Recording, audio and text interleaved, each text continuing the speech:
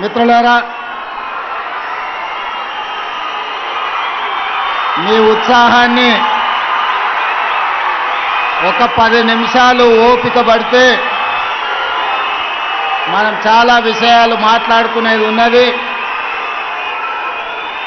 ఈరోజు ఉగాది పర్వదినమే కాదు, ఈనాడు ప్రతి పేదవాడికి పట్టెడన్నం పెట్టాలన్న ఆలోచన,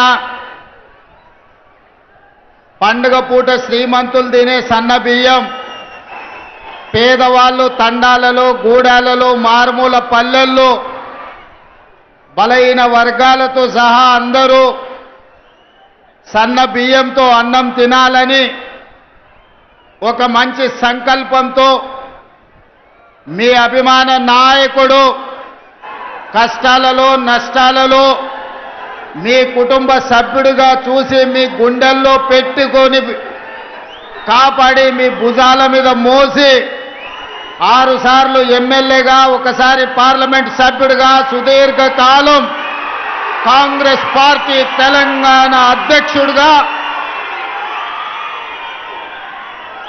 మీరు మోసిన నాయకుడు ఉత్తమ్ కుమార్ రెడ్డి గారి అధ్యక్షతన, అదేవిధంగా మా సోదరిమణి, మీ ఊరి కోడలు, మా ఊరి ఆడబిడ్డ ఉత్తమ్ పద్మావతి రెడ్డి గారు, కోదాడ శాసనసభ్యురాలు, వారిద్దరి ఆధ్వర్యంలో ఉగాది పండగ పూట ఇంత అద్భుతమైన సంబరాలు నిర్వహించినందుకు ఉత్తమ్ పద్మావతి రెడ్డి గారిని, ఉత్తమ్ కుమార్ రెడ్డి గారిని 4 కోట్ల తెలంగాణ ప్రజల పక్షాన మనస్ఫూర్తిగా నేను అభినందిస్తున్న వారిని. మిత్రులారా, ఉగాది పండుగనే కాదు, మా మైనారిటీ సోదరులకు పవిత్రమైన రంజాన్ మాసం, రేపు రంజాన్ పండుగ సందర్భంగా మైనారిటీ సోదరులకు కూడా రంజాన్ శుభాకాంక్షలు తెలియజేస్తున్నా. ఈనాడు ఈ కార్యక్రమంలో నాతో పాటు ముఖ్య అతిథులుగా పెద్దలు శాసన మండలి చైర్మన్ సుఖేందర్ రెడ్డి గారు, శాసనసభ స్పీకర్ గడ్డం ప్రసాద్ కుమార్ గారు, శాసన మండలి సభ్యులు, కాంగ్రెస్ పార్టీ అధ్యక్షులు మిత్రుడు మహేష్ కుమార్ గౌడ్ గారు, అదేవిధంగా మంత్రివర్గ సహచరులు కోమటిరెడ్డి వెంకటరెడ్డి గారు, అదేవిధంగా సోదరిమణి మంత్రివర్గ సభ్యులు సీతక్క గారు, మిత్రులు మంత్రివర్గ సభ్యులు దుద్దిల్ల శ్రీధర్ బాబు గారు, అదేవిధంగా మంత్రివర్గ సహచర సభ్యులు మిత్రులు శ్రీధర్ బాబు గారు, పొంగులేటి శ్రీనివాస్ రెడ్డి గారు, అదేవిధంగా మీ అభిమాన నాయకుడు దక్షిణ భారతదేశంలోనే అత్యధిక మెజారిటీ సాధించిన యువ పార్లమెంట్ సభ్యులు కుందూరు రఘువీర్ రెడ్డి గారు, అదేవిధంగా భువనగిరి పార్లమెంట్ సభ్యులు చామల కిరణ్ రెడ్డి గారు, దేవరకొండ శాసన సభ్యులు బాలు నాయక్ గారు, అదేవిధంగా మందుల సామ్యుల్ గారు, వేముల వీరేశం గారు, మిర్యాలగూడ శాసనసభ్యులు లక్ష్మారెడ్డి గారు, అదేవిధంగా భువనగిరి శాసన సభ్యులు అనిల్ రెడ్డి గారు, అదేవిధంగా ఆలేరు శాసనసభ్యులు బీర్ల ఐలయ్య గారు, నల్గొండ జిల్లా నుంచి ప్రాతినిధ్యం వహిస్తున్న ప్రతి శాసనసభ్యుడు, నూతనంగా ఈరోజే నాకు తెలిసి శాసన మండలి సభ్యులుగా బాధ్యత స్వీకరించిన శంకర్ నాయక్ గారు, అదేవిధంగా అద్దంకి దయాకర్ గారు, వారికి ఈరోజు ఉగాది పండుగ సందర్భంగా శాసన మండలి సభ్యులుగా మొట్టమొదటిసారి ఈరోజు వారు బాధ్యత చేపడుతున్నారు. అదేవిధంగా మిత్రులారా, సహచర మంత్రివర్గ సభ్యులతో పాటు పార్లమెంట్ సభ్యులు, శాసన మండలి సభ్యులు, రాష్ట్ర నలుమూల నుంచి వచ్చిన శాసన సభ్యులు, వివిధ కార్పొరేషన్ల చైర్మన్లు, ప్రభుత్వ ఉన్నతాధికారులు, chief secretary Shanti Kumar garu, civil supplies commissioner, principal secretary Chauhan garu, ఇతర ఉన్నతాధికారులు ఈ కార్యక్రమాన్ని ఇంత పెద్ద ఎత్తున విజయవంతం చేసి ఈ కోదాడ హుజూర్ నగర్ ప్రాంతం కాంగ్రెస్ పార్టీ కంచుకోట నిరూపించిన ప్రతి ఒక్క కార్యకర్తకు మనస్ఫూర్తిగా అభినందనలు కృతజ్ఞతలు తెలియజేస్తున్నా. మిత్రులారా, కృష్ణపట్టి ప్రాంతం దళాలకు ప్రతిష్ట. ఈ ప్రాంతం పోరాటానికి మారు పేరు. ఈనాడు నల్లగొండ గడ్డ మీద నిలబడి మనం మాట్లాడుకుంటున్నామంటే తరతరాలుగా ఈ తెలంగాణ ప్రాంతానికి ఈ ప్రాంత ప్రజలకు ఒక గొప్ప చరిత్ర ఉంది. అది ఆదిలాబాదు అడవుల నుంచి మొదలు పెడితే ఆనాడు దండకారణ్యంలో ఇంద్రవెల్లి కొండల్లో వెలిసిన కొమరం భీముడు జల్ జమీన్ జంగల్ అని చెప్పి ఆనాడు భూ పోరాటాలు చేసి నిజాంలకు రజాకర్లకు వ్యతిరేకంగా ఆనాడు వీర మరణం పొందిన ఇంద్రవెల్లి కొండల్లో ఉదయించిన సూర్యుడు కొమరం భీముడైతే, అదే విధంగా ఈనాడు మీకు తెలుసు భూమి కోసం, భుక్తి కోసం, విముక్తి కోసం ఈ నల్లగొండ బిడ్డలు సాయుధ రైతాంగ పోరాటాన్ని నిర్మించిన చాకలి ఐలమ్మ, దొడ్డి కొమరయ్య, భీమిరెడ్డి నరసింహారెడ్డి, ఆరుట్ల కమలాదేవి, మల్లు స్వరాజ్యం, ధర్మ భిక్షం ఈ గడ్డ మీద నుంచి సాయుధ రైతాంగ పోరాటాన్ని నిర్మించి భూమి కోసం, భుక్తి కోసం, విముక్తి కోసం పోరాటాలను నిర్మించిన వీరుల గడ్డ ఈ నల్లగొండ గడ్డ అని నేను చెప్పదలుచుకున్నా. అదేవిధంగా మిత్రులారా, ఆనాడు రాజులకు రాజ్యాలకు వ్యతిరేకంగా కొమరం భీముడు, రామ్జీ గోండు, చాకలి ఐలమ్మ, ఆరుట్ల కమలాదేవి, ఆనాడు దొడ్డి కొమరయ్యలు, సర్దారు సర్వాయి పాపన్న గౌడ్లు ఈ ప్రాంతంలో నిర్మాణం చేసిన పోరాటాలు మనకు స్ఫూర్తి. రావి నారాయణ రెడ్డి లాంటి వాళ్ళు ఆనాడు పండిత్ జవహర్లాల్ నెహ్రూ కంటే మొట్టమొదటి పార్లమెంటులో అత్యధిక మెజారిటీతో గెలిపించిన గడ్డ ఈ నల్లగొండ గడ్డ. దేశంలోనే ఆనాడు పార్లమెంటుకు రావి నారాయణ రెడ్డిని అత్యధిక మెజారిటీతోని పంపించిన పౌరుషాల గడ్డ ఈ నల్లగొండ గడ్డ. అట్లాంటి నల్లగొండ గడ్డ మీద నుంచి దక్షిణ భారతదేశంలోనే ఈసారి పార్లమెంట్లో అత్యధిక మెజారిటీనిచ్చి మీ అభిమాని, మీ పార్లమెంటు సభ్యుని ఈరోజు నల్లగొండ బిడ్డ పోరాటాలకు ప్రతీకగా మీరు ఫలితాలను ఇచ్చారు. పెద్దలు ఉత్తమ్ కుమార్ రెడ్డి గారు ఎన్నికల కంటే ముందు మాట చెప్పింది నాకు, వచ్చేసారి కోదాడలో 1,00,000, హుజూర్ నగర్లో 1,00,000 పార్లమెంట్లో మెజారిటీ తెస్తా అంటే ఆనాడు నాకు నమ్మకం కుదరలే. ఈనాడు మిమ్మల్ని చూసిన తర్వాత ఎందుకు 1,00,000 వచ్చిందో మీరు కంకణ బద్దులై కార్యరంగంలో దిగి కాంగ్రెస్ పార్టీకి అటు కోదాడలో 1,00,000, ఇటు హుజూర్ నగర్లో ఇంకొక 1,00,000 మెజారిటీనిచ్చి 5,60,000 మెజారిటీ ఈ నల్లగొండ గడ్డ మీద నుంచి మీరు ఇచ్చిండ్రు. మీ ఉత్సాహం చూసిన తర్వాత మీ అభిమానం ఉప్పొంగుతుంటే ఇందులో నాకు చాలా ఆనందం కలిగింది. ఎందుకంటే ఈ నల్లగొండ ప్రాంతం చైతన్యానికి మారు పేరు, ఈ నల్లగొండ ప్రాంతం పోరాటాలకు మారు పేరు. అందుకే ఈ గడ్డ మీద నుంచి వచ్చే నాయకత్వం, ఈ గడ్డ మీద నుంచి వచ్చే తీర్పు ప్రజా తీర్పుగా ప్రజలు గమనిస్తుంటారు. అదేవిధంగా ఆనాడు భూమి కోసం, భుక్తి కోసం, విముక్తి కోసం పోరాటాలు జరిగిన తర్వాత శ్రీమతి ఇందిరాగాంధీ గారు గుర్తించిన ఈ దేశ ప్రజలు, ఈ పేదవాళ్ళు ఏం కోరుకుంటున్నారో, ముఖ్యంగా దళితులు, గిరిజనులు, ఆదివాసీలు, బలైన వర్గాలు, మైనారిటీలు ఏమి ఆశిస్తున్నారో, ఏం కోరుకుంటున్నారో ఆలోచన చేసి ఆనాడు శ్రీమతి ఇందిరాగాంధీ గారు ఇచ్చిన నినాదం రోటీ కప్డా ఔర్ మకాన్.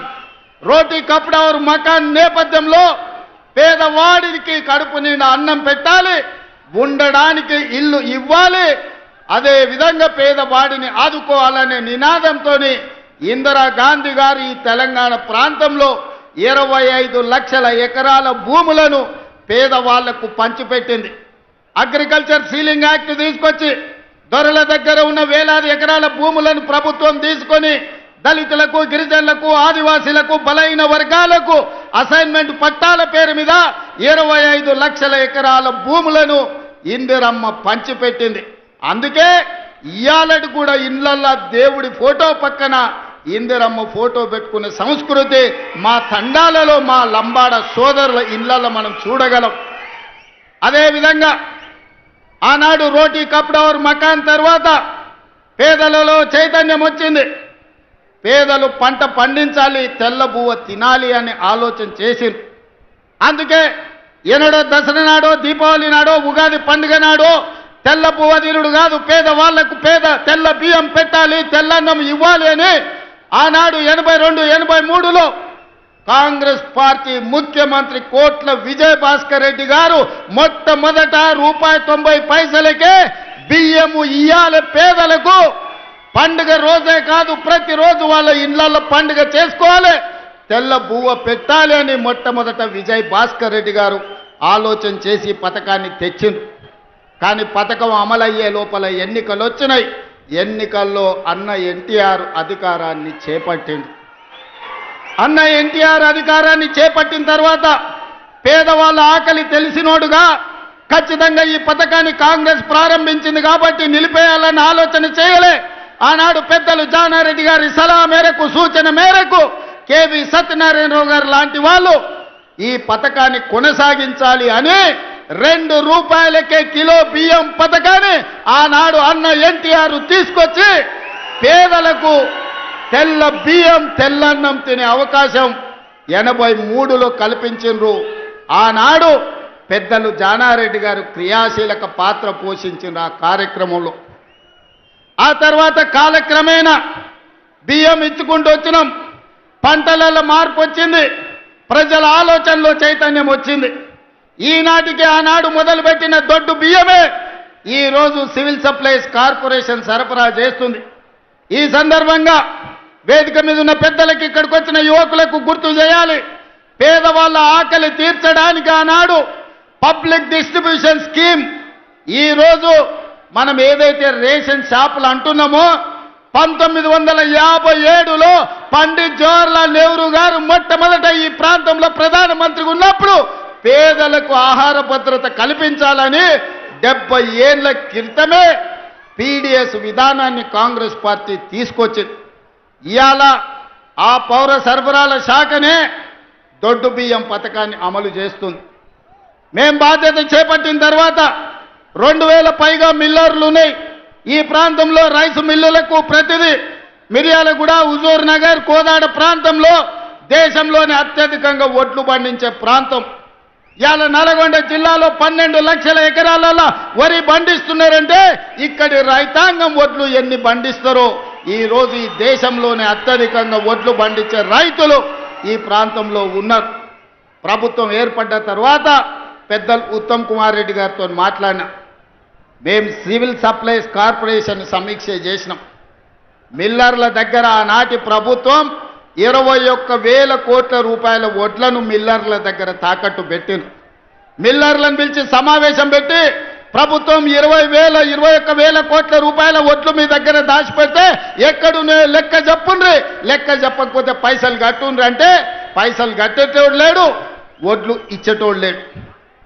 అదేవిధంగా ఈరోజు రేషన్ షాపుల్లో దొడ్డు బియ్యం పోతే ఉచితంగా ప్రతి మనిషికి రాష్ట్రంలో 3 కోట్ల మందికి ప్రభుత్వం ఉచిత బియ్యం ఇస్తే ఆ బియ్యం 10 రూపాయలకు మళ్ళా మిల్లర్లే కొంటుండ్రు.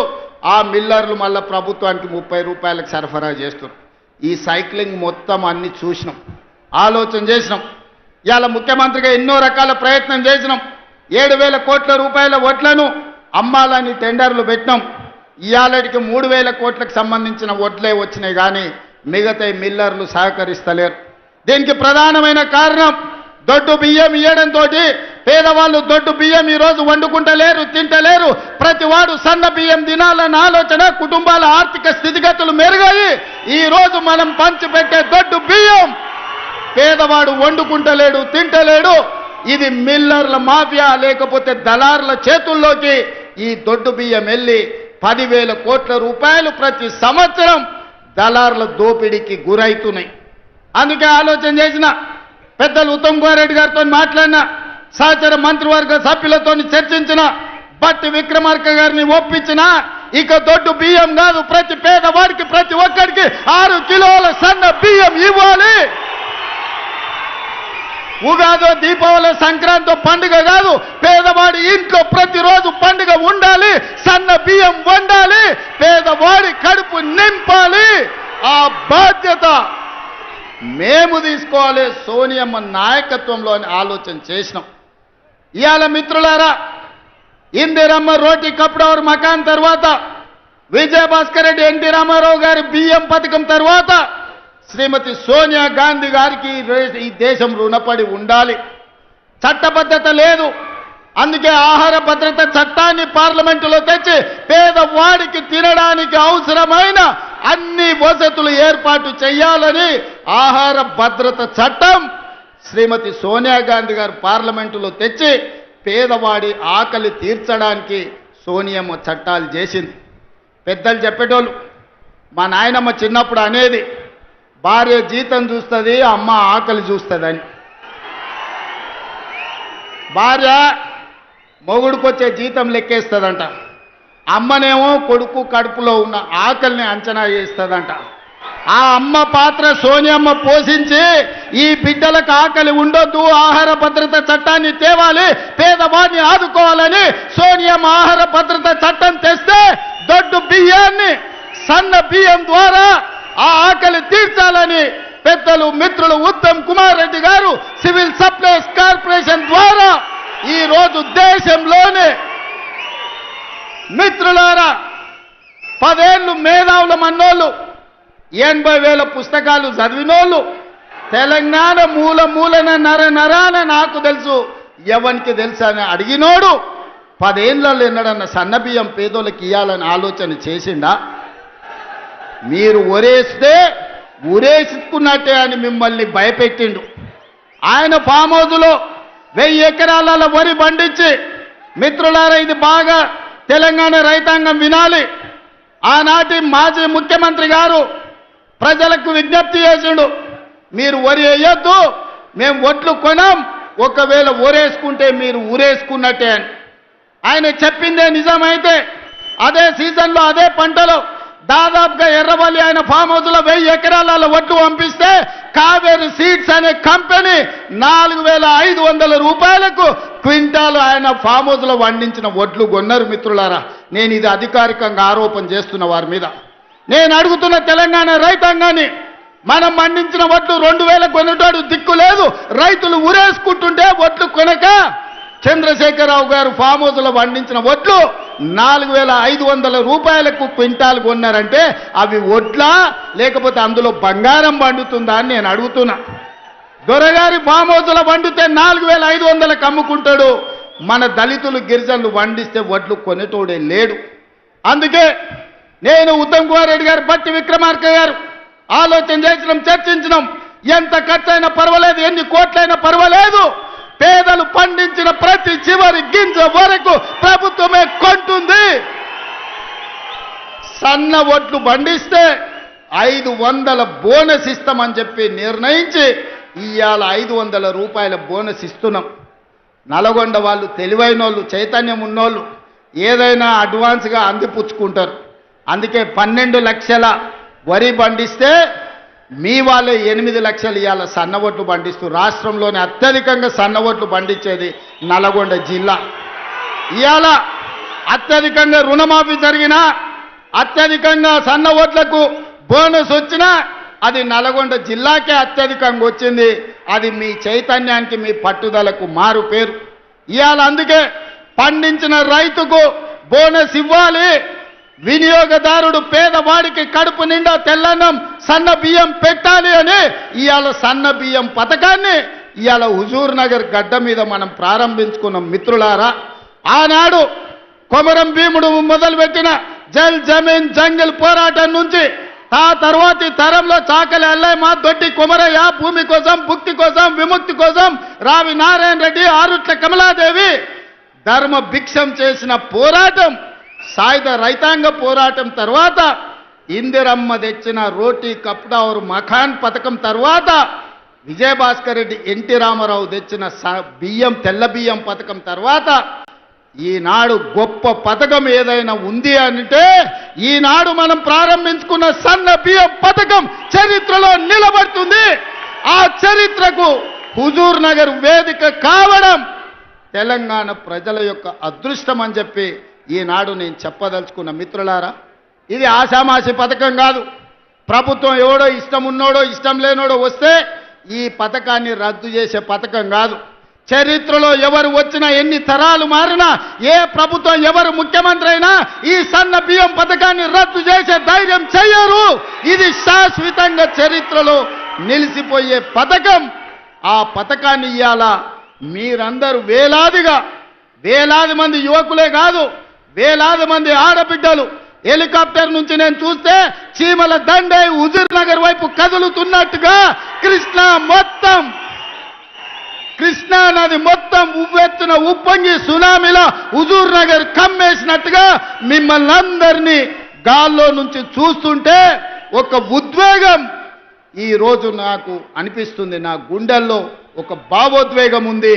ఈ చైతన్యానికి ఈరోజు మీరందరూ ప్రతీక. అందుకే మిత్రులారా, చాలా విషయాలు మాట్లాడాలని ఉన్నది, కానీ ఆలస్యమైంది. ఒక్క మాట చెప్పదలుచుకున్నా. ఈ నల్లగొండ కోసం ఆనాడు పండిత్ జవహర్లాల్ నెహ్రూ గారు మొదలుపెట్టిన నాగార్జున సాగర్ కావచ్చు, ఈ కృష్ణా పరివాహక ప్రాంతంలో మొదలుపెట్టిన శ్రీశైలం ప్రాజెక్టు కావచ్చు, కల్వకుర్తి, భీమా, నెట్టంపాడు, కోయిలసాగరు, ఆర్టీఎస్, ఈ ప్రాజెక్టులనే కాకుండా ఎస్ఎల్బిసి టన్నెల్, ఎలిమిలేటి మాధవరెడ్డి ఎత్తిపోతల పథకాలు, ఇవన్నీ ప్రాంత రైతాంగాన్ని ఆదుకోవడానికి మొదలుపెట్టినాం.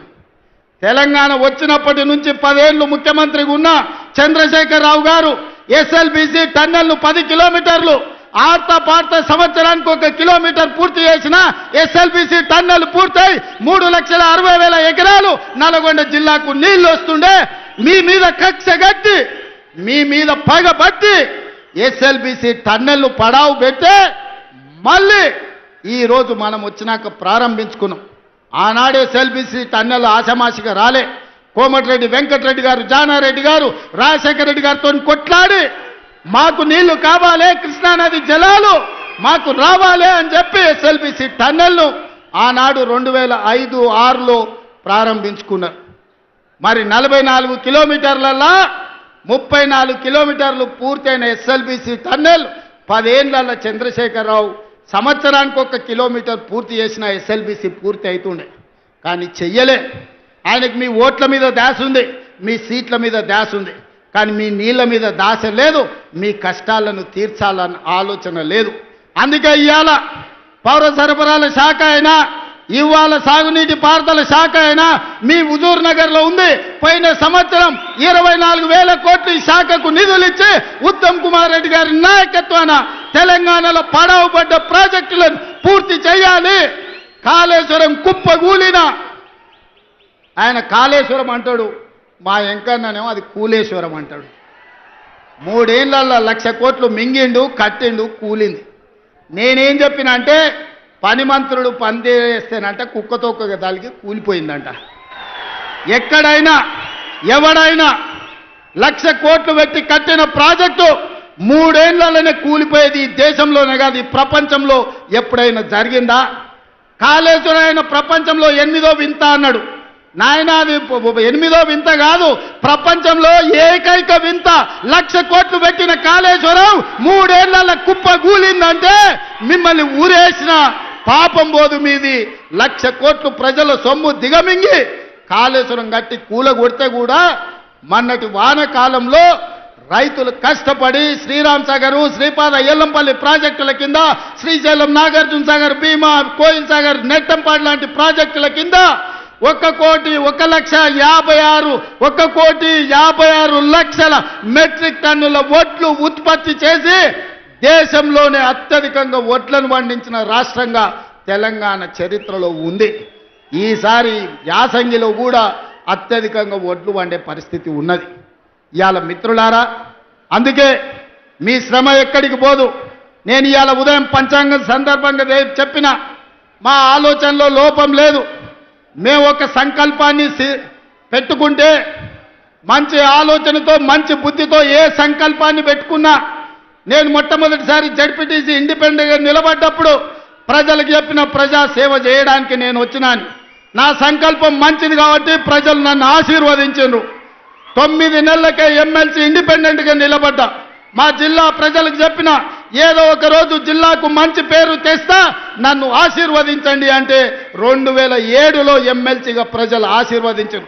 2009లో ఎమ్మెల్యేగా, 2014లో ఎమ్మెల్యేగా, 2018లో చంద్రశేఖరరావు కక్ష గట్టి ఇల్లు తలుపులు బద్దలు కొట్టి పోలీసుల్లో నిర్బంధిస్తే పోలీసులను పెట్టి గెలిస్తే 3 నెలలు తిరిగే లోపలనే ప్రపంచంలోనే పెద్ద పార్లమెంట్ అయిన మల్కాజ్గిరిలో ఆశీర్వదించి ఎంపీగా ఢిల్లీకి పంపిస్తే సోనియమ్మ ఆశీర్వదించి పిసిసి అధ్యక్షుడిగా తెలంగాణ రాష్ట్రానికి పంపించింది.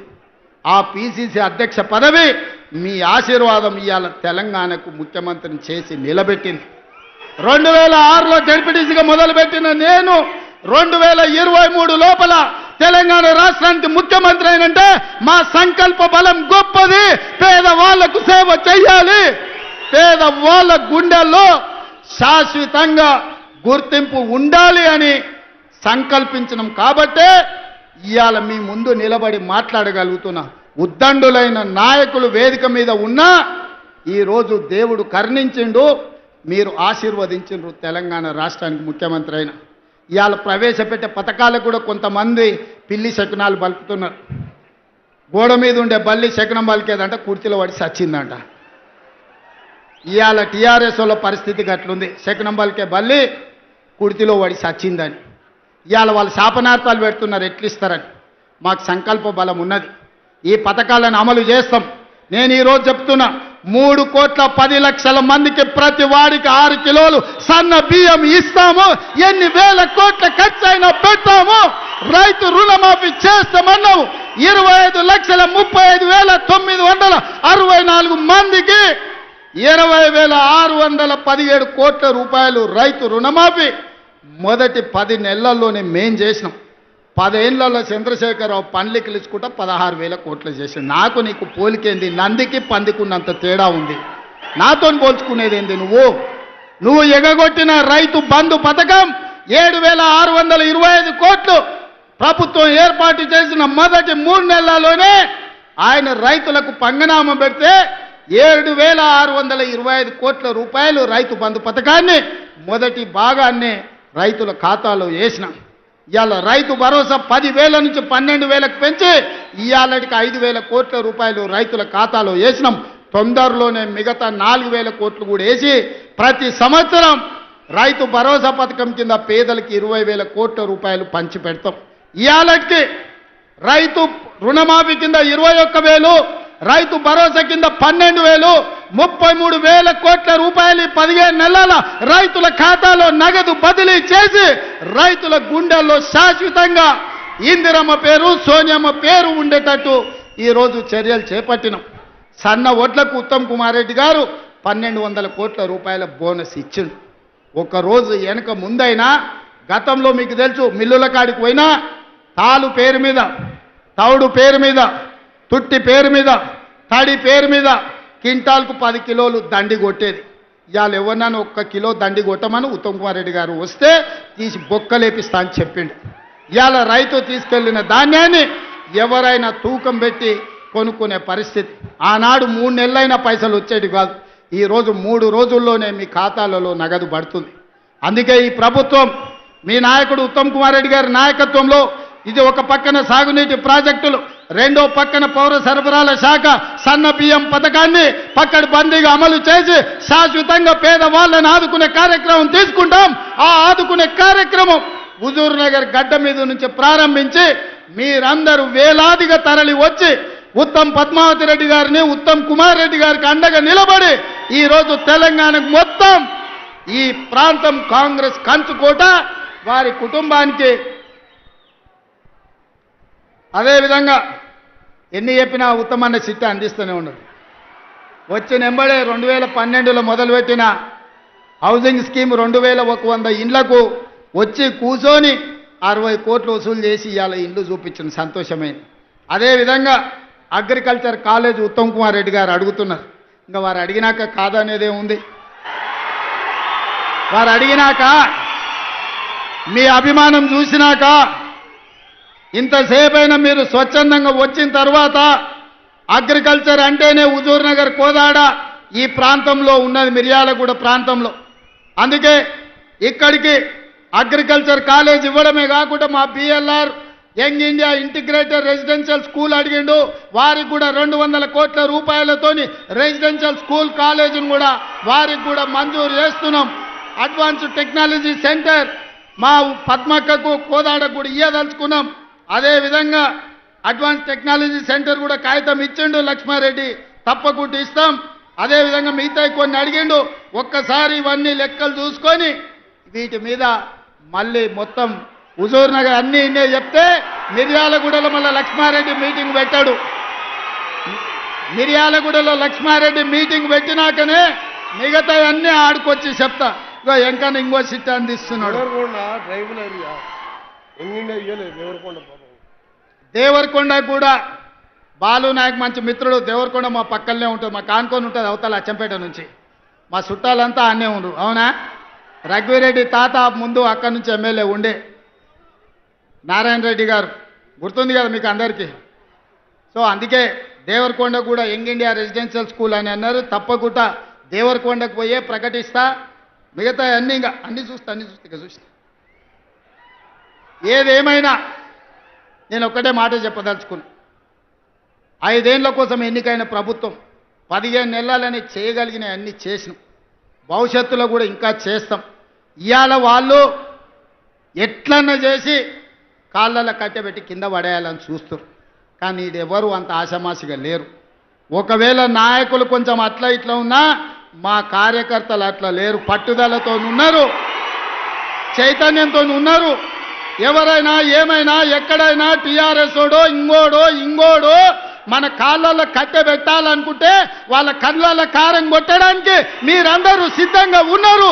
నాకు ఆ నమ్మకం ఉంది. మీ శక్తితోని, మీ యుక్తితోని, మీ పోరాటంతో, మీ సంకల్పంతో ఈనాడు తెలంగాణలో ప్రజాపాలన వచ్చింది. ఈ ప్రజాపాలన ప్రగతి బాట వైపు నడుస్తుంది. మీరు అండగా ఉండండి. 10 ఏళ్ళు ఈ తెలంగాణ రాష్ట్రాన్ని అద్భుతమైన రాష్ట్రంగా దేశానికే నెంబర్ 1 ఉండే విధంగా తీర్చిదిద్దే బాధ్యత మేము తీసుకుంటామని తెలియజేస్తూ మీ అందరి దగ్గర సెలవు తీసుకుంటున్నా. ధన్యవాదాలు.